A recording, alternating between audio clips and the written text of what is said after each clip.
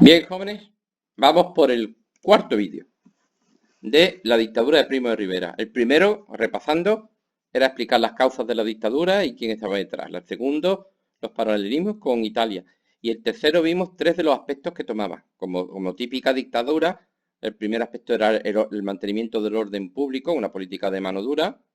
El segundo era el nacionalismo centralista, y el tercero era la política exterior agresiva, que habíamos visto cómo en estos tres puntos la dictadura de Primo de Rivera tenía muy contenta a la burguesía española, puesto que los tres lo había llevado muy bien. Había acabado con el terrorismo, con las huelgas, con las bombas, han tenido muy calladitos a las fuerzas nacionalistas y había ganado. No solo había terminado con la guerra de África, no, es que la ha ganado. La hemos terminado ganándola. Y hemos pacificado las cabilas del Rif, que tiene tres pechadas. Ya veremos lo que pasará luego con las cabilas del Rif. Todavía tienen que salir otra vez en nuestro temario. Pero os digo que la guerra de África es una auténtica maldición para España. Bien, y nos queda un cuarto aspecto. Las grandes obras públicas, intervenir en economía y las grandes obras públicas. Y aquí se va a meter la dictadura de Primo de Rivera en la economía. La intervención en la economía es algo que dice, mira Pablo, esto viene del marxismo, ¿no? Por favor. O es la economía de guerra que tuvieron Francia, Inglaterra o Alemania, sobre todo Francia e Inglaterra, durante la Primera Guerra Mundial, que funcionó muy bien, es verdad. O es la política que luego va a seguir Franklin Delano Roosevelt, intervenir en la economía, que también es verdad. O sea, hay varios. Y hacer grandes obras públicas, eso lo hacía pues Napoleón III, hizo grandes obras públicas, O'Donnell hizo grandes obras públicas. Las grandes obras públicas ya vienen de antes. O sea, es una política que ya tiene sus precedentes. Pero tened en cuenta una cosa. En ese aspecto, el, el, el capitalismo en estos años 20 está mutando del liberalismo económico, sobre todo en los años 20, años 30, en el periodo de entreguerras, o sea, los periodos que va desde la Primera a la Segunda Guerra Mundial. El sistema económico está evolucionando desde el liberalismo puro y duro al capitalismo. En el liberalismo, el gobierno nunca participaba en la economía. El papel de los gobiernos era impartir justicia, hacer obras públicas, mantener el ejército, hacer infraestructuras, carreteras y cosas más. Pero sobre los precios, los mercados, la producción, ahí no tenía nada que decir el gobierno. El lema del liberalismo económico es laissez faire, laissez passer. Es decir, dejar hacer y dejar pasar. El gobierno no tiene que intervenir en economía. Y eso siguen manteniéndolo, digamos, la rama más liberal en el sentido, o neoliberal que se llama ahora, de la derecha burguesa, sigue manteniendo. El gobierno no tiene que meterse en economía. Pero luego cuando ya vengan otros tiempos, sobre todo se vio en la guerra, que fue muy útil, y luego lo se va a ver con Roosevelt, cuando llegue la Gran Depresión, los gobiernos sí tienen que meterse en economía. Y ahora prácticamente todos los gobiernos del mundo, al menos en todos los países europeos, tienen un ministerio de economía. Y los gobiernos sí tienen que meterse en economía. Y entonces cuando nace ya el capitalismo moderno. El capitalismo moderno. Y es verdad que el Estado sí tiene que supervisar la economía, el funcionamiento económico de un país. Pero eso ya lo veremos después. Perdón. Años 20. Os dije que había una crisis. Es que Primo de Rivera encima tuvo suerte. Porque os dije que había habido una crisis económica de los soldados que volvían de la guerra, del parón que significaba dejar de producir cañones, el parón que significó para España dejar de vender todo a los franceses a precio de oro, el paro que aumentó, el cambio del carbón al petróleo y a la electricidad. Eso provocó una crisis económica, pero esa crisis económica acaba de ser superada en 1922. Y ahora vienen los famosos locos años 20. Es una época de prosperidad y una época de desarrollo económico tremendo. Si queréis comprender, por cierto, el centro de los locos años 20 es un nuevo país, el gran triunfador de la Primera Guerra Mundial, los Estados Unidos. Vaya hombre. Bien. Si queréis comprender la segunda, estamos ya entrando plenamente en la segunda fase de la revolución industrial. Esta crisis económica que ha provocado la guerra, que también fue una de las causas de la guerra, del paso de una fase a otra se está superando y en los años 20 España va a entrar, España y el mundo, van a entrar en la segunda fase de la revolución industrial.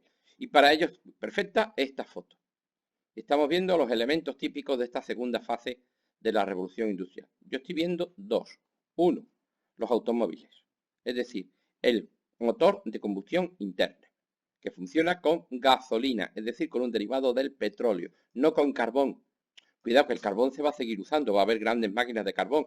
Muchos trenes van a seguir funcionando con carbón hasta los años 50. Y por supuesto el carbón sigue siendo fundamental a día de hoy para fundir el hierro. O sea, toda la metalurgia funciona con carbón. Más que necesitan del carbono para hacer acero. O sea que eso por un lado. Pero para los motores pequeños, para las cosas pequeñas, ya no se usa el carbón. No hay motos a vapor, ni una batidora a vapor. Es el motor de combustión interna el que se va a imponer, que es mucho más efectivo. En aquella época el petróleo era baratísimo e inagotable. Y después, entonces tenemos aquí el automóvil como símbolo del motor de combustión interna que se impone, que funciona con petróleo, con gasolina. Pero es que detrás está el otro elemento, la electricidad. No solo el alumbrado eléctrico, que va a revolucionar la vida de las personas, aparecen las luces de neón por primera vez, sino también, y esto es muy importante, los motores eléctricos chiquititos, los electrodomésticos que van a llegar a las casas. En esta época se inventaron las neveras, las batidoras. O sea, no, tú no puedes hacer una batidora con un motor de combustión interna, aquí yo como tirando de él como si fuera una motosierra. No, no, no. Para las cosas pequeñas funcionan mucho mejor motores eléctricos. Y entonces esto va a revolucionar y van a aparecer montones de aparatos, van a aparecer, pues yo qué sé, los ascensores, las neveras, las lavadoras, las planchas eléctricas. Que esto también va a mejorar muchísimo la vida de las personas. Entonces, electricidad y gasolina. Vamos allá. Miren ustedes, el mundo ha cambiado. Esto aquí me voy a alargar yo un poquito. Porque es que esta parte me gusta mucho. El mundo ha cambiado en estos años 20. Esto no hace falta que ustedes lo sepan en un examen, pero sí que es interesante saberlo, verlo. Mira, para que lo veáis, si queréis ver cómo cambió el mundo, la Primera Guerra Mundial. Esta es una mujer de antes de la Guerra Mundial. La típica señora de antes de la guerra. Y esta es la típica señora de los años 20. Si los miráis, ha cambiado todo. Ha cambiado todo. Mira, esta mujer, para empezar, lleva un corsé. ¿Veis el corsé? Esta mujer se le cae un billete de 50 euros al suelo y no puede cogerlo, porque es que esto se hace con barbas de ballena. Y sí, le hace una cintura extraordinaria, pero es que yo creo que ni respira. Además, lleva la falda hasta el mismísimo suelo. Los pies apenas se le vislumbra. Y además esa actitud, ¿no? Esa actitud de que parece que se ha tragado un palo de escoba, ¿no? Hombre, con el corsé normal. Por ejemplo, una mujer de antes de la guerra, una señora de buena familia, estoy hablando de mujeres de buena familia, ¿eh? No hablaba con ningún hombre de que no le hubiera sido formalmente presentado. Vamos, había unos modales, había una distancia tremenda. Tú no hablabas con una chica así como lo más normal del mundo, no, para nada. Y ahora cambió la guerra, porque entre otras cosas las mujeres participaron muy activamente en la economía durante la guerra. Muchas fueron enfermeras, muchas fueron telegrafistas, muchas trabajaron en las fábricas, muchas trabajaron en las oficinas, muchas trabajaron en muchas cosas. Y cuando tú estás trabajando, lo primero que tienen que decirte, mira niña, es corsé a tomar viento. Esta mujer no lleva corsé, lleva una ropa mucho más cómoda. Es típico de los años 20, la cintura muy baja, los collares de perla y los sombreros de casquete. Este sombrero que parece yo qué sé, que se ha puesto una ensaladera en la cabeza. Pues el corsé a tomar viento. Y hay otra cosa que se tiene que ir a tomar viento. Tú no puedes trabajar con una falda arrastrándola por el suelo. Yo os recomiendo que os deis un paseíto por los gargantas con una faldita de estas. Y a ver cómo van a acabar los bajos de la falda, ¿eh? Es que no podéis ni por la calle, vamos. La falda se corta para que tú puedas andar. El corsé fuera. El pelo. Espera, os voy a poner el pelo. Mira, estas son las típicas mujeres de antes. Esta es especial. Mi abuela habría dicho que esta era una fresca, pero eso es otra cosa. Mujeres fumando. El pelo. Aquí mi abuela habría dicho también que esta es otra fresca. El pelo lo garzón, que se llama. Si tú estás trabajando, no puedes estar todo el día con el pelo largo. El pelo largo es un latazo. Eso, primero porque te estorba cuando estás trabajando. Segundo, porque es antihigiénico. Y tercero, porque cuando te lavas el pelo tardas una semana. ¿Cuánto Pues a ver, las que tienen el pelo largo, cuando se lo lavan, ¿cuánto tardan en secárselo? Y, pues, y en aquella época no había ni secador. Lo están inventando. Porque el secador es posterior. El secador es más de los años 40 y 50.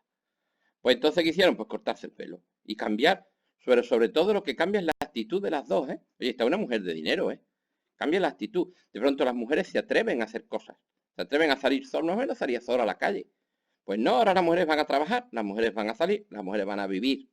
Y la guerra sirvió para que muchas muchachas, por cuestiones patrióticas, se pusieran a trabajar, yo qué sé, en una oficina, en un hospital o en una estación de ferrocarril, y se dieran cuenta de que no eran tontas, de que pues, ellas eran listas igual que los hombres, y se dieran cuenta que eso de la independencia que te da el trabajar, tener tu propio dinero, tu propia casa, tu propio sueldo, y no tener que pedirle permiso a nadie para ir o para venir, eso es muy chulo. ¿No? Y eso va a cambiar muchísimo a las mujeres y a la sociedad. O sea, de esta imagen rígida a esta imagen, evidentemente, mujeres fumando y esas cosas. Hombre, está luciendo piernas y esas cosas. Ya les digo yo lo que habría pensado mi abuela. Mi abuela en esta época tenía 20, 23 años. Vamos, que era de la edad de esta. Aquí tenéis las típicas mujeres de los años 20. Eso de grupos de mujeres por la calle desenfadadas. ¿Veis lo que os digo de los collares y mm, de la cintura muy baja? La antítesis del corsé. Y además esto, mujeres conduciendo, mujeres fumando, mujeres pilotando aviones. Hombre, que tampoco es que hubiera 10.000 millones de mujeres pilotando aviones, que de los 100, primero que en aquella época había muy pocos aviones, segundo que había muy pocos pilotos. Y de esos pilotos, el 0,1% son mujeres, vale, pero son mujeres. Y las mujeres conducen, y las mujeres van, y las mujeres fuman, y las mujeres trabajan, y las mujeres deciden, las mujeres empiezan a ir a la universidad, empieza a ver las primeras mujeres, oye, en España, empieza a ver las primeras mujeres abogados, las primeras mujeres jueces. Bien, entonces esto va a cambiar. Y os digo una cosa, este cambio va acompañado ahora en los años 20 por un desarrollo económico muy fuerte. Y va a ser un desarrollo económico que va a afectar sobre todo a las clases medias. Miren ustedes, hasta ahora el mundo era un mundo de ricos y de pobres. Estaban los que tenían mucho dinero y los desgraciados. Y ahora de pronto en medio, valga su nombre, van a empezar a aparecer ese grupo de gente que ni son pobres, ni tampoco son ricos, son de clase media. Y las clases medias se van a desarrollar muchísimo. Y muchos oficios que antes eran considerados oficios de pobres, van a empezar a ganar dinerito y van a hacer oficios de clase media. Por ejemplo, obreros. Los obreros poco a poco van a ir dejando de ser pues pobres de solemnidad y van a ir empezando a tener buenos sueños. Ahora mismo un tío que trabaja en Acerinox no es un pobre. Dice, no, este tío es pobre, es obrero. No, que va a ser pobre. Es de clase media. Pues las clases medias se desarrollaron muchísimo en los años 20, aunque esto es más bien una moda de los años 30. Pero bueno, no he encontrado esto. Y hay muchas cosas que van a hacer que las clases medias se desarrollen. Esto no hace falta que lo sepáis para historia de España, pero sí es para saber de qué va el mundo. Apareció la ropa preta-porter. La ropa preta-porter, pues la ropa que lleváis puesta en este momento. Vamos a ver, antiguamente, cuando tú querías una camisa, pues comprabas la tela, la llevabas a un sastre, el sastre te tomaba medidas y te hacía una camisa impresionante, vamos, que te sentaba la camisa perfectamente. Vale 300 euros la camisa. ¿No? ¿Quién llevaba camisa? Pues la gente con dinero. Los pobres no podían tener una camisa. Los pobres la única ropa que podían tener es compraban la tela y se la cosía a tu madre. Y si tu madre o tu mujer cose bien, pues me alegro por ti. Pero si tu madre no sabe coser, pues ya sabes cómo va a ir vestido. Y encima, lo siento, pero tu madre no va a hacer una camisa. Porque una camisa tiene 17.000 botones. Y cada botón son ojales. Y en aquella época los ojales se hacían a mano y esas cosas, y eso era muchísimo tiempo. Y entonces alguien inventó la ropa prêt-à-porter, prêt-à-porter, lista para llevar. ¿Eso qué significa? Que esta ropa, tú no compras la tela, tú compras el vestido. Es decir, tú vas a ver, ahora cuando yo quiero una camisa, pues voy al Corte Inglés, a la sección de ropa de caballero, y allí están las camisas, no la tela, las camisas hechas con distintas tallas. Entonces yo, pues me compro la que es de mi talla y punto. ¿Qué diferencia hay? Hombre, porque no me sienta tan bien. Claro que no me sienta tan bien, es verdad. Sí, pero es que no me cuesta 300 euros, es que yo voy a Carrefour y por 10 euros tengo una camisa. Claro, yo voy al mercadillo y por 10 euros me compro una camisa, no te digo. Oye, perfecta, ¿eh? Con sus botones, con sus ojales y con su todo. ¿Por qué? Porque la han hecho en una fábrica. ¿Por qué es tan barata? Porque la ha hecho una máquina. Se hace con una máquina, se hace con máquinas de cocer. Se hacen como churros. La ropa preta por té permitió que la ropa decente, que la ropa bonita, llegar a mucha gente. Claro, este vestido vale por 59 centavos. ¿No? Este vestido vale 59 centavos. De pronto mucha gente que antes iba vestido con harapos, los obreros de la fábrica iban que daba pena verlos, pues ahora de pronto van a empezar a ir vestiditos y las mujeres van a ir vestiditas y los niños van a ir vestidos decentemente y va a haber zapatos y eso. ¿Por qué? Porque se ha inventado la ropa prêt-à-porter. Es decir, una producción industrial. Es algo muy curioso. Se pierde en calidad. Es verdad, una camisa de un sastre siempre es más chula. Eso ya os lo digo yo. La camisa del sastre siempre te va a sentar mejor que la camisa que tú te compras en el mercadillo que te compras en el Corte Inglés. Por supuesto. Sí, pero es que de pronto esa ropa es mucho más barata y está al alcance de mucho más gente. Su relación calidad-precio es impresionante. Es impresionante porque es una ropa, oye, que está bien hecha. No, es verdad que no te sienta perfectamente porque hace unas tallas y es lo que hay. Y cada uno tiene el cuerpo que tiene. Pero, oye, pues fue una mejora tremenda del nivel de vida. Una cosa, algo de lo que no estamos hablando aquí, del nivel de vida de la gente, de verdad. Hay otra cosa que va a cambiar muchísimo el nivel de vida de la gente y, y, y, y va a afectar muchísimo y es muy representativo de esta época. A ver, os pongo un ejemplo. Mirad este automóvil, ¿no? El típico vehículo con motor de combustión interna. Esto concretamente, si mi memoria no me falla, es un Rolls-Royce Silver Ghost, el fantasma de plata, ¿no? Fantasma plateado. Pues este coche es de 1909, creo recordar, es decir, anterior a la guerra, anterior a la Primera Guerra Mundial. Y es la leche. Este coche, me parece que se fabricaron unos 2000 ejemplares y punto. O sea, solo 2000 ejemplares, de los cuales yo creo que 1000 se conservan y todavía funcionan, ¿eh? O sea, esto es una joya. Esto es una joya. Esto es cuero, ¿eh? Esto es cuero, pero cuero de gamuza de los montes del Himalaya.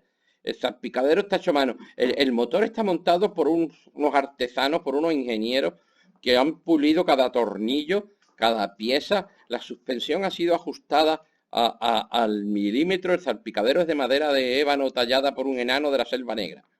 Vamos, este coche es una joya. Una joya. ¿Eh? Sí. ¿Cuánto vale? Pues vale una millonada. ¿Cuántos tíos podían tener un Rolls Royce Silver Ghost? Pues 2000. Ya te lo digo yo. 2000 tíos en todo el mundo. O sea, es un coche que es maravilloso. Pasa lo mismo que con la ropa prêt-à-porter. Sí, el coche es maravilloso, pero para un coche antes de la guerra, nada más que lo tenían los millonarios. Los millonarios.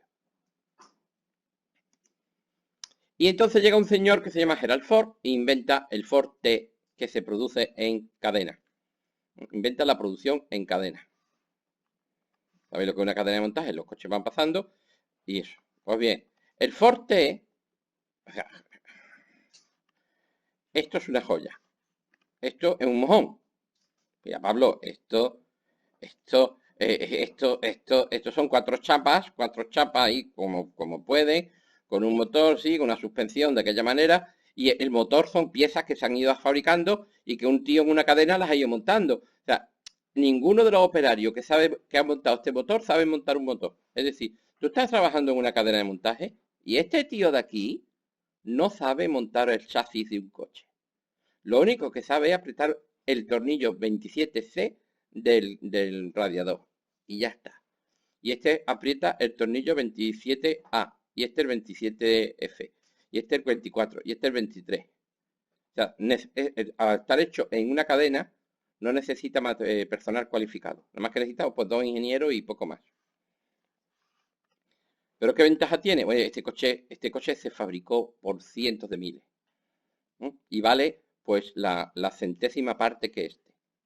Y estaba al alcance de cualquier persona de clase media. Y de pronto la gente que no son ricos, que lo que tienen es una tienda, que lo que hacen es trabajar en una oficina, que lo que son es, yo qué sé, farmacéuticos, que no que sean millonarios, pero tienen su coche. Y el coche de pronto está al alcance de las clases medias. ¿Por qué? Por la aparición de la producción en cadena. Y la producción de masas. Eso se llama la economía de escala. Se produce todo barato en cantidades enormes. ¿Para qué? Para que llegue a mucha gente y lo compre mucha gente. Y por cierto, la Ford ganaba más dinero que la Rolls Royce. ¿Por qué? Porque esta vendía 2.000 coches, carísimos, sí, pero vendía 2.000 coches, y esta vende 200.000 coches. Sí, mucho más barato, sí, pero 200.000 coches. 200.000 coches es 1.000.000 de coches. Entonces esto va a cambiar la vida de la gente. No sabéis la libertad que te da tener un coche propio. La libertad, la independencia que te da tener tu propio coche. Aún así, el coche va a ser un elemento de prestigio. Estamos hablando de las clases medias.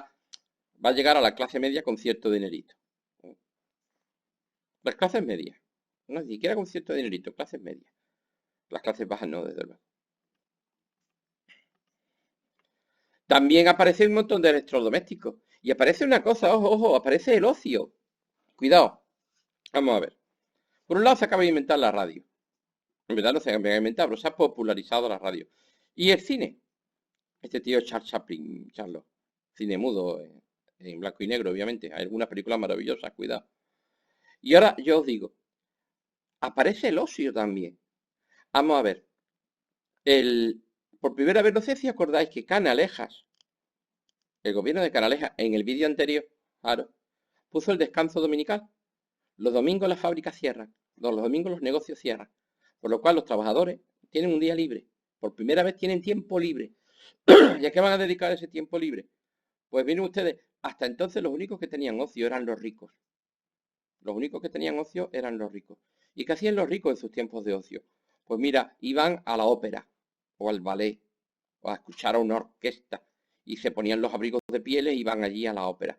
¿La gente de clase media va a la ópera? No, porque no tiene abrigos de pieles y no eso, y además la ópera es carísima. Pero tú tienes una radio y te ponen música. ¿No? Y tú puedes ir a una sala de fiesta donde sí hay una orquesta, una orquestita y te lo pone. Pues mira, la gente rica iba al teatro. ¿No? ¿Pueden ir al teatro la gente de clase media? No es que el teatro es caro, ¿eh? Porque tú tienes que pagarle al actor para que intervenga. Eso. Sí, pero yo puedo ir al cine. Yo puedo ir al cine. El cine, la radio, la aparición de los tocadiscos llevó la música a la gente corriente. Hasta entonces la música era algo que tú escuchabas música, cuidado, cuando había feria en tu pueblo y venía una rondalla ahí y ya está. No escuchaban más música. Ahora la música va a estar en las casas y una cosa, las familias se reúnen por la noche oyendo la radio. Los años 20, los años 30 sobre todo, en la época dorada de la radio y del cine. Este ya es de los años 30. Este es Groucho Marx, de los hermanos Marx. Espero que os suene. ¿Que no habéis visto Una noche en la ópera ni Sopa de ganso? Pues vedla. Pues ya estáis tardando. Si hay un país que encabeza este desarrollo económico de los años 20, es los Estados Unidos. Este nuevo economía de los Estados Unidos que va a sustituir a Inglaterra, a Gran Bretaña, como potencia económica, ¿no? Y si hay un símbolo de los años 20, es el rascacielos. Es el rascacielos. O sea, además que en la construcción se ha revolucionado completamente. La Escuela de Chicago revolucionó la construcción con la aparición del cemento y del acero. Los edificios estos no están hechos de piedra, están hechos con estructuras de vigas de acero y de cemento armado. Sobre todo en esta época, vigas de acero. Y entonces de pronto aparecen estos rascacielos que son símbolos del poder económico de las grandes empresas. En esta época había unas oficinas tremendas porque no existe la fotocopiadora todavía. Entonces hacen falta miles de oficinistas y se construían estos edificios. Como el precio del suelo era muy caro en Nueva York, pues lo hacían altísimo para aprovecharlo. Y hacían unos edificios enormes con la mínima parcela. Y aparece el rascacielos. Evidentemente habría sido imposible el rascacielos si no llega a aparecer el ascensor en esta misma época. Pues el símbolo de este desarrollo es sobre todo la ciudad de los rascacielos, Nueva York, aunque en verdad los rascacielos se inventaron en Chicago, pero esa es otra historia. Este es el Chrysler, mi rascacielos favorito de Nueva York, el Chrysler. En estas gárgolas de aquí, de Art Deco, es típico del Art Deco. En estas gárgolas de aquí es el sitio típico donde te pones a ver donde se para Spiderman. Este es el Chrysler, estas son las gárgolas que os digo. Yo creo que la habitación más cara de Nueva York, o si no es una que se alquila aquí. Y este es el Empire State Building, que fue un poquito más alto todavía. Estas son las gárgolas del Chrysler. Y este es el Empire State. Por cierto, las medidas de trabajo, de seguridad en el trabajo de aquella época eran eran nulas. O sea, están los tíos construyendo, veis la estructura de acero, ¿no? Están los tíos construyendo rascacielos ahí, ahora como Pedro por su casa. Bien, estos son los años 20 y ahora vamos a ver qué va a pasar en España. Pero llevamos 25 minutos y para ver la economía de Primo de Rivera y el final, yo espero que ya el final, será en el siguiente vídeo. Pues nada, hasta ahora, jóvenes.